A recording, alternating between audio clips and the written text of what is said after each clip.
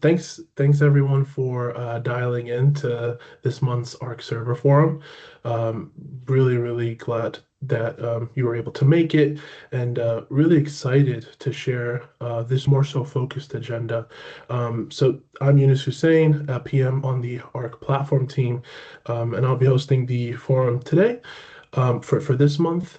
So on our agenda today, we've got Jalen, who's a PM on the Arc team, first doing a deep dive with the Azure Arc Gateway, and then doing a preview for the GCP multi-cloud connector.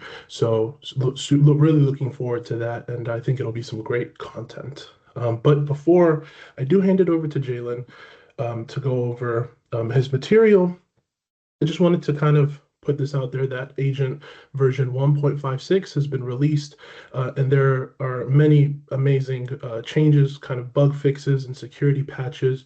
One notable change is now there's distro support for Debian 12 for ARM64.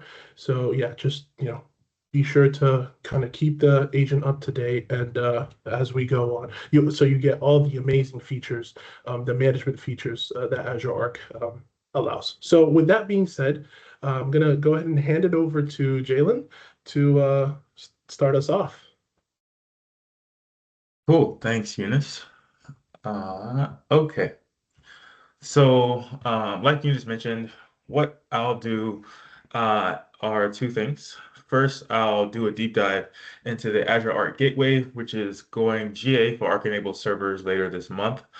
And then I will also go through, I won't go through a full deep dive of the multi-cloud connector, but I'll do a high level review of it and then also share some details about the private preview for GCP support, which is targeted. Well, the private preview is available now. The public preview we're targeting for the Ignite timeframe.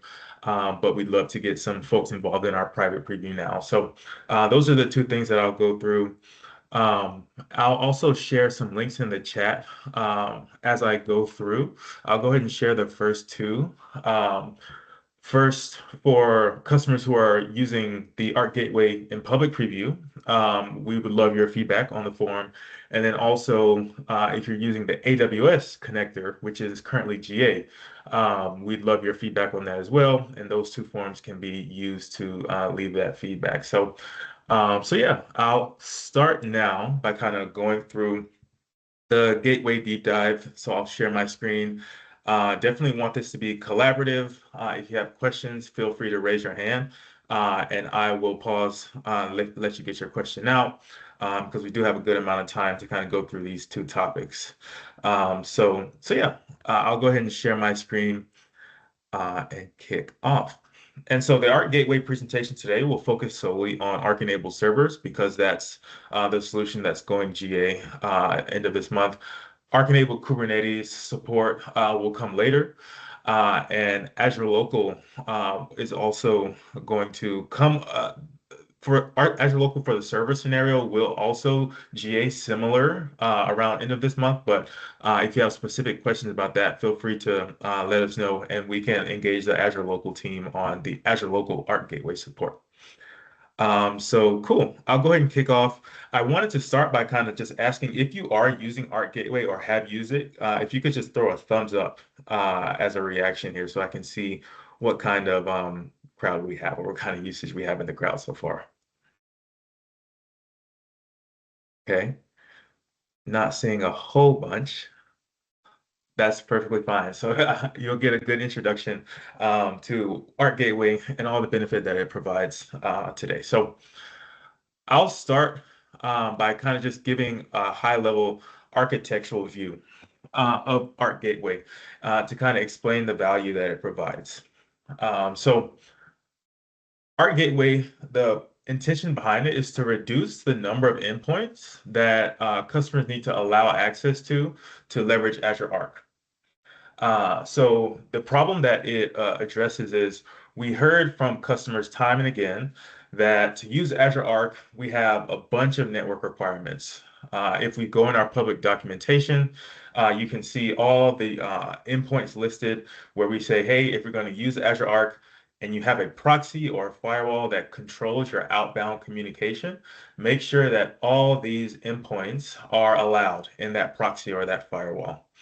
And we heard from customers, hey, it's really challenging to have so many endpoints be required because even to do a proof of concept of Azure Arc, they have to communicate with their networking teams, their firewall teams, their security teams, and go endpoint by endpoint to get each endpoint allowed in their appliances that control their outbound connectivity.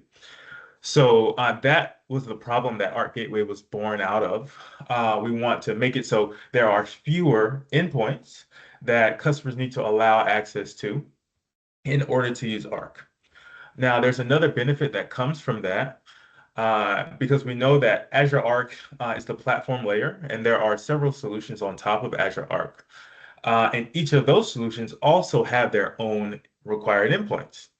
So essentially, once you allow all the endpoints required for Azure Arc, there are more endpoints that you need to kind of go through documentation to understand once you start to adopt other scenarios.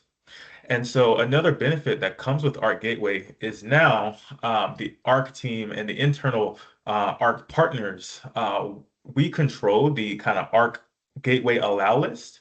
And so now we're in a better position to make it so you only need to allow endpoints once. And then for other scenarios you want to adopt, you don't have to go back and forth for every scenario and look at that scenario's endpoints as well and get those allowed. Now, that's the long-term goal. In our initial GA, as I'll show, there still will be some endpoints that will continue to be required, but over time, our gateway will continue to cover more and more endpoints as we work toward kind of covering all the ARC endpoints that are required. So I see we have a question already. When using Arc Gateway, is a proxy required on premises or can it be used without? It can be used without. So a proxy is not required. As I mentioned, that's where our initial scenarios came from, but we have seen throughout our previews that customers that don't have proxies are also getting value from what Arc Gateway provides. So you do not need a proxy. It's not required. Awesome. So kind of zooming in on this architecture diagram we have here, this illustrates how Arc Gateway works when a proxy is in the picture. So we have your on-premises server, and you have the Arc agent installed on it. Inside every Arc agent is a component called the Arc proxy, and this is you can think of it as Arc Gateway's agent companion. So the Arc proxy is a service that runs on the Arc-enabled server, and when Arc Gateway is in use, all Arc agent and extension traffic runs through Arc proxy. So all extensions use Arc proxy as their forward proxy, and then from there, the Arc proxy forwards traffic to your enterprise proxy if you have one, and then traffic goes to Azure. Now, when you create an Arc Gateway resource, your Arc Gateway resource gets its own endpoint. And every Arc Gateway's unique endpoint has a unique GUID that comes along with it. You'll see this in the demo that I share soon. But there, as I mentioned, there are still some other endpoints that you'll need to allow. And those include the hybrid identity service, Intra, ARM, and then there are a couple more that aren't shown on this document that are in our public documentation. But essentially, that's how Arc Gateway works. You have your enterprise proxy. After traffic reaches the enterprise proxy, the majority of it for the endpoints that Arc Gateway covers, it reaches Arc Gateway. And then Arc Gateway acts as a proxy in the cloud. You can think of it that way to forward traffic onward to the Azure endpoints that it covers. So in a previous, without Arc Gateway in the picture, all these other scenarios and Arc-enabled core services, the endpoints required for those would need to be manually allowed in your enterprise proxy. So customers would need to go one by one and say, for Arc-enabled core services, all the endpoints allow those directly in the proxy. For Azure Monitor, all those endpoints, allow them directly in the proxy. Now with Arc Gateway, we're reducing the number of endpoints because Arc Gateway now acts as a proxy to those. So now you allow the Arc Gateway endpoint in your proxy, and that reduces the number of endpoints you need to allow otherwise. Okay, so I see we have a couple more questions in the chat. Let's see. Um, Need a direct line of sight to the endpoints without the proxy. I would like to, oh, okay, seems we already have an answer from that. Thank you, Matthew, for answering that one. When it will be available for GovCloud, we don't have an ETA quite yet on GovCloud, but once we do have one, I'll for sure return to this forum and let the folks know what our roadmap is looking like there. Uh, Kevin, your question, you can configure to use our gateway, but simply allow outbound to the gateway endpoint and a handful of others. Kevin, would you like to kind of give more context to your question there? I'm just triple verifying what's already been answered. Oh, I see. Okay, yeah. got it. You don't necessarily need an enterprise proxy. Okay, exactly. Got it. Excellent. Awesome. So this is the architecture for our gateway. And so now what I'll do is kind of go through a demo and show the experience for how our gateway looks and works. So I'll stop sharing and then I'll reshare in just a second.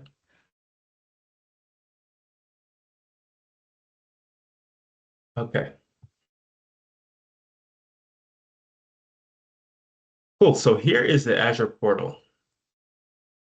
I'll zoom in a bit here for us. So to get started with Arc Gateway, you create an Arc Gateway resource. So we'll go here. You can search for Arc Gateways up here. I already have it in my recent. So you simply go to Arc Gateways and then you create one.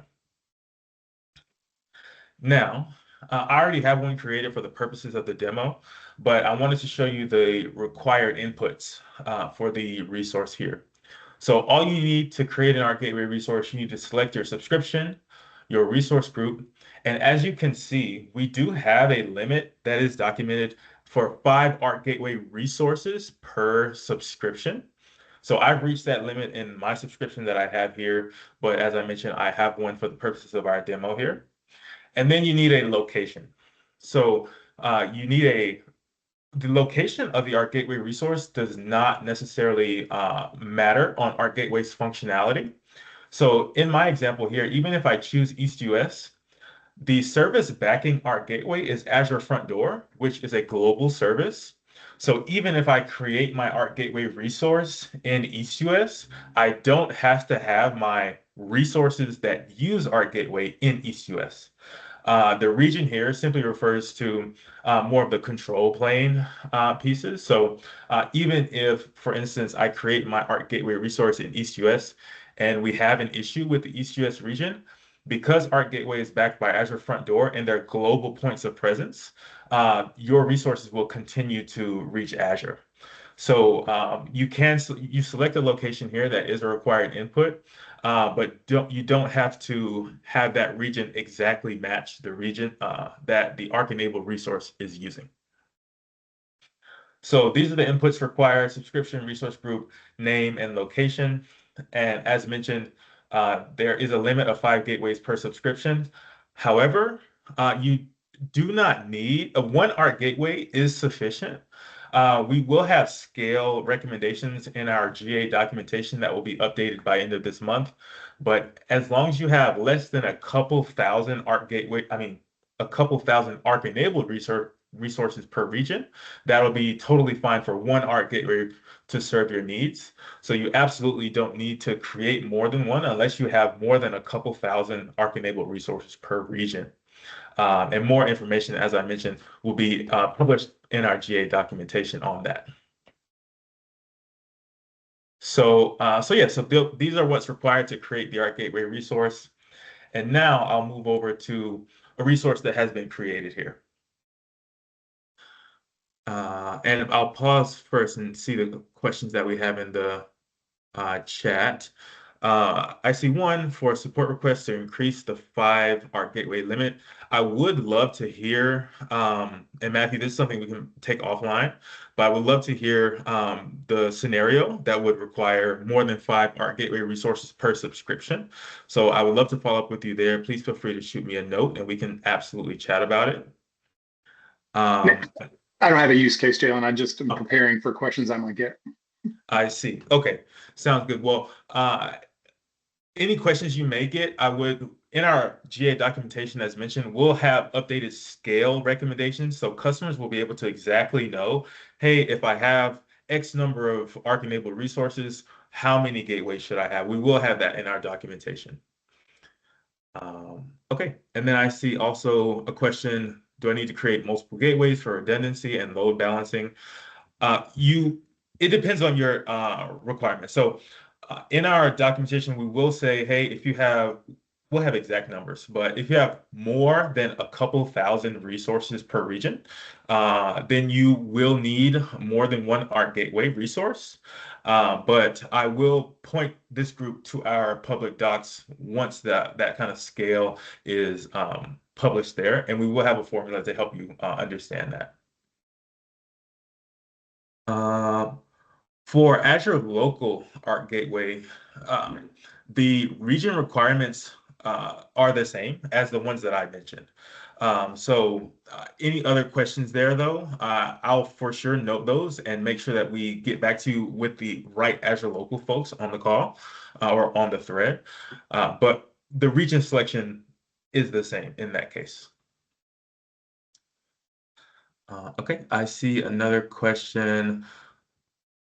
There are, for your last question, Matthew, the way that I read that link is Arc SQL URLs need to still be allowed and don't use Arc Gateway. That is correct. So as I mentioned, at Arc Gateway's current state, it covers over 100, 150 or so kind of control plane endpoints. There are, depending on the scenario that you adopt, there will still be some endpoints that you will still need to allow in your environment. All those endpoints will be documented. For the public preview, even they are documented. So if you go to the docs as Matthew did, you'll see those.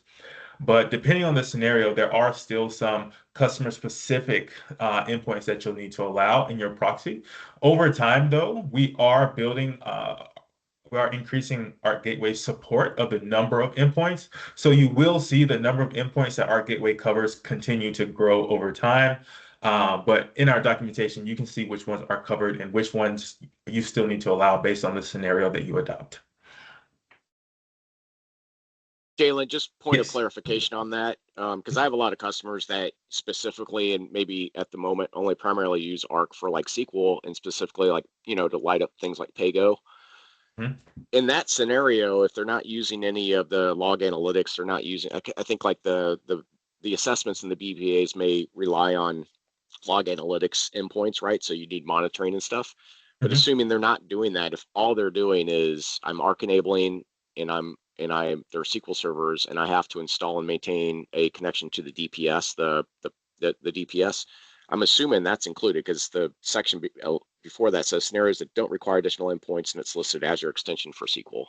That's correct. That's correct. Okay. So if if that's their only scenario, then they do not need to allow anything outside of the ones that are required for Arc Gateway. Correct. Okay. I just wanted to make sure that was the case. Okay. Awesome. Okay, I see another question. Any roadmap, what will be next integrated? I don't have an exact one to share in this call, but we will have likely in a month or so, a bit after our initial GA, which is coming up at the end of this month, we will have some more information to share, though I don't have anything to share on that today. Awesome. So back to the demo here on my screen. What you can see is that when you create an Arc Gateway resource, this is the overview or essentials view. And in here, there's the information and there's also your gateway URL. As I mentioned kind of in the diagram, every Arc Gateway has a unique endpoint that has a unique GUID, and then it's .gw.arc.azure.com. So this is one of the endpoints that you need to allow in your environment. And as mentioned earlier, all the other endpoints that you need to allow are documented, but the Arc Gateway URL for sure is one of them. And essentially, now that you've created your Arc Gateway resource, I'll move into kind of the Arc enablement flow and how Arc Gateway integrates into that. So what I'll do, I kind of already went through it. So I'll start kind of at the Azure Arc level. So you navigate to Azure Arc, you add your resources, and what we're doing now is we're going to generate the script. So you go to add a machine. For this, we'll add a single server. Now, what you do, you go through it as normal. You add your resource group, add your region, you select the SQL scenario you like. And now when you come down here to connectivity method, this is where the gateway comes into play. So Arc Gateway today does not support private endpoints yet. We only support the public endpoint scenario. So once you have public endpoint selected, you'll see that you have your gateway resource that you can now either create a new one if you don't have one, or you can just select an existing one.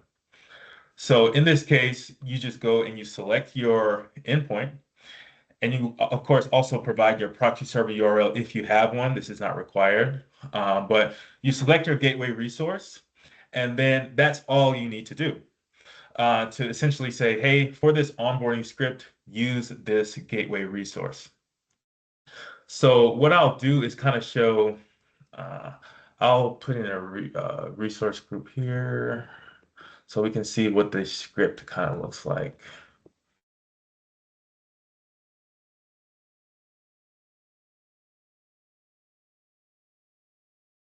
Okay. And actually, even better, I have a script for us to kind of see. So this is what the generated script looks like. Let me see if I can make it a bit bigger for us. So once you generate the onboarding script, this is a Windows onboarding script, and I'll show you where the gateway shows up. I'll highlight here. Here's what it looks like. So when you generate the script, you see one of the environment variables is set as your gateway's ARM ID. So once you have that, once you go through that flow and you select your gateway resource in Portal, this is how it manifests when you generate the script. So you have your gateway ID here. And now in the connect command, when we come down here and look at the AZCM agent connect command that you run to actually onboard the server, you can see your gateway ID is specified as a parameter. And that's how the Arc agent knows that, hey, when I Arc enable, use this gateway resource. So this is all you'll need to do to make sure that your Arc enabled resource is using the Arc gateway upon association or upon Arc enablement. And this, of course, automatically happens when you go through the portal wizard, you select your gateway resource, all these components are added for you into that script that's generated. Now, after you take and do Arc enablement, I wanted to show kind of what success looks like when you run that. So give me 1 second here, and I will reshare a slide. Cool. So when you Arc enable your resource, this is what the kind of from PowerShell for a Windows experience, this is what it looks like. And a couple things for me to call out here. You'll see when the agent is installed successfully, there are a couple info pieces that will show. First, you'll see enabling and starting service Azure Arc Proxy. Now this is, if we go back to the diagram, this is the Azure Arc Proxy component that we were talking about earlier. This is Arc Gateway's on-prem component. Every Arc agent has an Arc Proxy component. It's not one Arc Proxy in an entire environment. It's every Arc agent has an Arc Proxy. So when the agent is onboarded, you'll see that it's updating and configuring the Azure Arc Proxy service. And this is one way that you'll know that Arc Gateway, its on-prem component is working as expected. And then you'll also see connection type is set to gateway. This is telling the agent, use the Arc Gateway. The other connection type is direct. So if gateway is not being used, then the connection type would be set to direct for that agent. So these are some ways that you can see once onboarding is going through successfully. These are some info pieces that we show to let you know that, hey, the Arc Gateway is being used. Now, from there, what we'll do, I'll go back to Azure Portal now and kind of show you how that manifests once Arc onboarding is completed. So what I'll do, I'll go here and I'll go to the Arc Gateway resource that we created before. And when you can come down to associated resources, and now you can see this is my desktop that I have Arc enabled with the Arc Gateway by running the script that I showed before. So this is in an Arc Gateway's associated resources pane. You can see all the resources that are associated with it. You can see their status as well, the Arc agent status. And this essentially tells you, hey, this resource is associated with Arc Gateway. And then also, if you go to the Arc enabled resource itself, you are able to see in the essentials, you're able to see which gateway resource it's associated with. If it's not associated with any, then you will have the opportunity to associate it as a day 2 operation. All the things that I've shown so far are kind of a day 0 operation. But we do have the capability, if you have an existing Arc-enabled resource and you want it to use the gateway, you can use Portal or CLI or PowerShell to perform that. But in Azure Portal, the experience would be you would come here, you would see Arc Gateway. It would say add a gateway instead of the actual one that it's associated with. You simply click that, and then it will take you back to the pane where you can associate it. And you can also do that here as well. If you go to associated resources, you can click add, and then your existing Arc-enabled servers will show up, and you will be able to associate it from here. So you can do it either at the time of Arc enablement, or if you already have resources that are Arc enabled, you can associate it with a gateway then as well. Awesome. So that's the experience for how the kind of gateway configuration works. Now, the kind of last thing I'll show is, I have, oh, sorry, did we have a question? Don't think so. Okay, excellent. So now I'll show kind of what it looks like when you already have your resource Arc enabled. It's using a gateway, but you want to check the logs. So we do have Arc proxy logs. So the Arc proxy component, as we keep referring to, it has its own logs to kind of show all the traffic that's going through it. And you simply run AZCM agent logs, and then the logs are output. And this is kind of what the logs look like.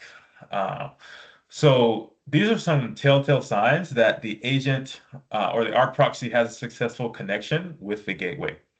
So one, you'll see in all these messages, this first one here, you can see that the gateway itself is established. So this is the same Arc gateway, of course, as the one that we saw in Azure Portal. It has the same endpoint. And this is essentially the Arc proxy making the connection with the gateway. And then throughout the rest of the Arc proxy logs, you can see that certain calls are being done via gateway. So these are telltale signs, these kind of via gateway sign notifications that the gateway is in fact being used. And as I mentioned, to retrieve these logs, you simply run AZCM agent logs. And then in the Azure Connected Machine agent folder, that's where you'll see Arc proxy logs. And you'll be able to see that some calls are going over gateway. Some calls are continuing to go via direct.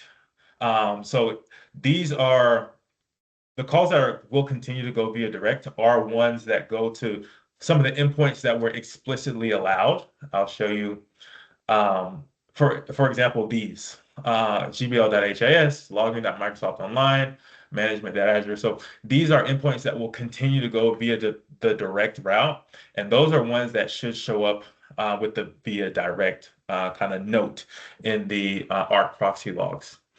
The story is the same with endpoints like Azure Monitor, for instance. We don't cover a log like your log analytics workspace traffic will not go over Arc Gateway. So those logs will be shown as done via direct because those you still need to allow directly in your proxy. Those won't go over Arc Gateway, they'll take the direct route. So that is a deep dive into Arc Gateway, how you configure it, how you set it up, and then how you can tell that it's working. We've had a bunch of questions so far, but I wanted to pause and see if any others have come up for folks.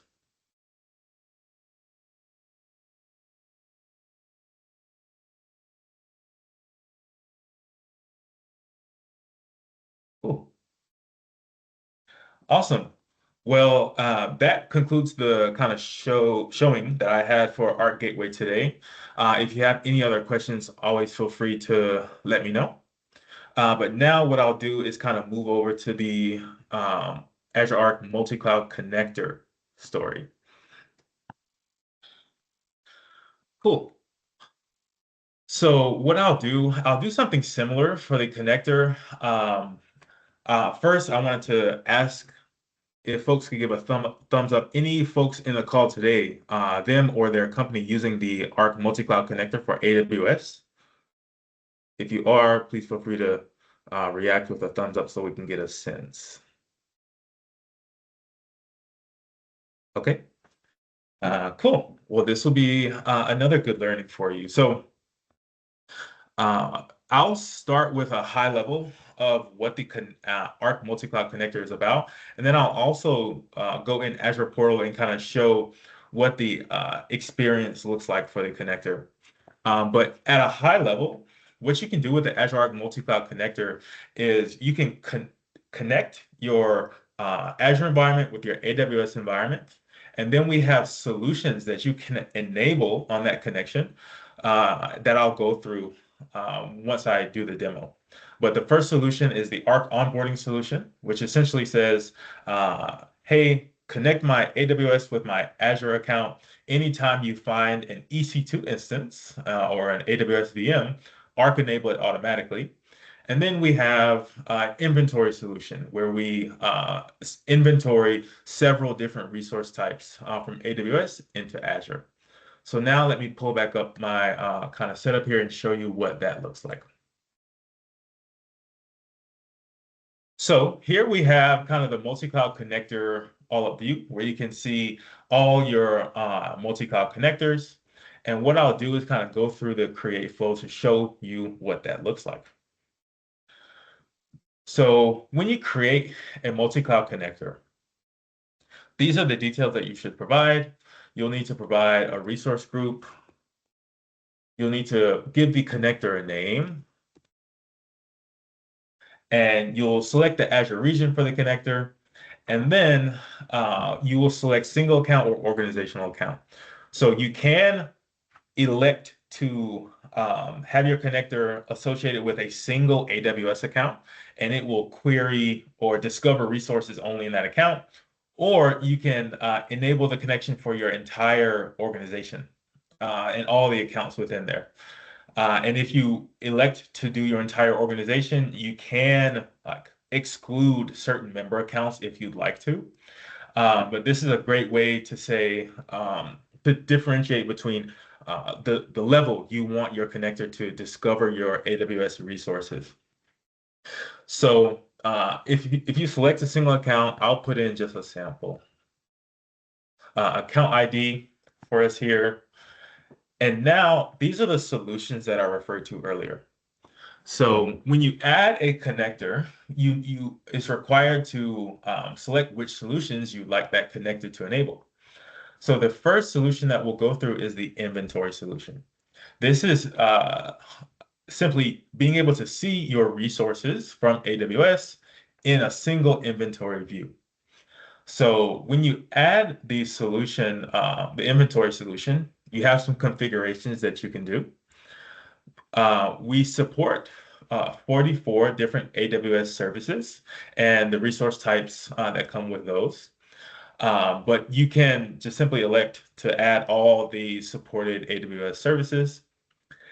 And then you can enable periodic sync, which is you just control how frequently you would like the multi-cloud connector to discover resources in your AWS environment. So you can elect for that to recur every so often, depending on what you'd like. And then you can also enable certain resource filters. So you can filter out for any AWS regions that you do not want the connector to find resources in. So these are the configurations that you can do for the inventory solution, and I'll show you how the inventory shows up for a specific connector. So after you save that, the second kind of solution that we have, as I mentioned earlier, is the Arc onboarding solution. And as I mentioned, this simply says, hey, for each time you discover an EC2 instance, go ahead and Arc enable it. Go ahead and install the Arc agent. And I should kind of double click on that differentiation because the inventory is agentless. And the Arc onboarding, of course, you're installing the Arc agent on the EC2 instance that are discovered. So either choice is possible, either way you'd like to do it. You can either inventory your EC2 solutions, or you can enable Arc enabling as well. So in the Arc onboarding settings, we have you're configuring how the EC2 instance should be Arc onboarded each time it's found. So you select the connectivity method. There's our good friend, the gateway. You can select the gateway, and that gateway will be used when these EC2 instances are Arc enabled. And then we have the same kind of configurations. You can control how often Arc EC2 instances are searched for. And then you can also impose these other resource filters and tags as well. So these are two of our kind of keystone solutions for the connector. And we also have a third solution that's in preview, which is the storage or data management solution. So this essentially allows you to migrate storage from AWS to Azure. So the storage mover team has built this solution on top of the AWS connector that our team provides.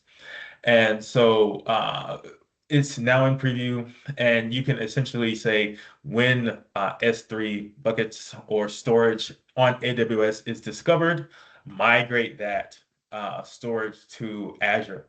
And so this is a great kind of migration scenario for customers who want to move their storage from AWS to Azure. So this is a third solution that's in preview now that customers can leverage. So after you select your solutions, the next step for you to do is we have an authentication template. So this authentication template you must download, and then we have these instructions here for how you can kind of deploy it in your AWS environment. So you'll need to create a stack in the AWS CloudFormation stack, upload this template, and then this template enables the connection from your connector to AWS. So you simply download the template, run it on the AWS side, and that is what kind of completes the connection. So you go ahead and create the multi-cloud connector resource. I won't go through the details of the AWS, like going through the AWS side itself for the interest of time. But you take this template, run it in AWS after you create the connector resource in Azure.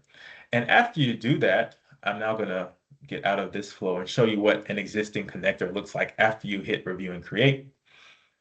So after you run that authentication template on the AWS side, you'll see the success status show up here for your connector itself. And this simply indicates, hey, your connector is authenticated, it's working correctly. If you have not successfully run the authentication template on the AWS side, then it will show up an error. Let's see if I can find one of those to show what that kind of looks like. So you'll see failed because the connector, the authentication template has not successfully been ran on the AWS side yet. So after you have everything set up correctly, and you want to see your entire AWS inventory, one of the great ways to do that is come to this resources pane, and you'll be able to see all your inventoried AWS resources. And you'll be able to see, you can click into one and you can see the metadata about these for these AWS resources as well. So this is a great way to kind of have a good reflection of your AWS inventory. You can use this view to like filter, sort, whatever you like. But we also have the integration with Azure Resource Graph. So that enables a really powerful scenario that I'll show. We have several examples in our documentation here. So you can query for your AWS inventoried resources in Azure Resource Graph using these queries that we have or any others that you develop. So here are some examples where you can query for all onboarded multi-cloud assets. So you can use Azure Resource Graph to do that. In this example, you can query for all resources under a specific AWS connector. You can query for all VMs across Azure and AWS and look for specific metadata like their instance size. Or you can query for all functions across Azure and AWS, query for all resources with a certain tag. So we have some great kind of getting started queries here, but this just goes to show that you can leverage the power of Azure Resource Graph to query across your Azure and AWS environment, which is a very powerful capability that our customers have gotten quite a lot of value from. So we have those kind of two views there. You can either leverage the Azure portal and kind of get a good view here, or you can leverage Azure Resource Graph as well. So that is the kind of long and short of the multi-cloud connector. And as I mentioned at the top of the call, we have AWS support in GA. And we now have a GCP private preview that is ready. So I see we're right on time with the question that has just come in. Is there support for GCP? We have GCP support in private preview now. So we would absolutely love, I'll throw this in the chat. Oops. I'll throw this link in the chat for us. And if you we would absolutely love to have customers try out our GCP private preview. So that in there. So we would love to have customers try out our GCP private preview. The experience is for the private preview, you're provided with a script that configures a connector, creates and all that's very straightforward experience.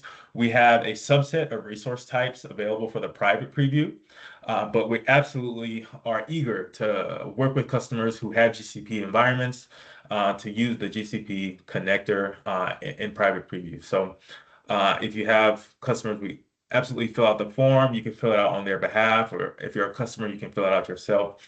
And I'll get back to you as soon as we can with the instructions on how to try it out. So yes, that is the AWS and GCP connector details. I'll pause to see if any other questions exist here.